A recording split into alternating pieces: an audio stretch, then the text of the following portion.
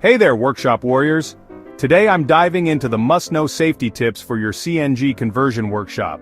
Trust me, these tips are game changers. First up, personal protective equipment or PPE. Think of it as your armor. Hard hats to protect your noggin, safety glasses for those peepers, gloves to keep your hands safe, and steel-toed boots for those heavy drops. Suit up, and you're already winning half the battle.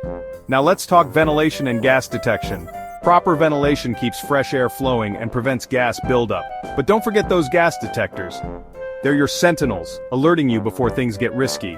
Fire safety is a biggie. Know where your fire extinguishers are, ensure fire alarms are operational, and understand your suppression systems. It's not just about having them, it's about knowing how to use them when it counts. Next on the list, electrical safety. Only use explosion-proof electrical equipment and ensure your wiring is top-notch.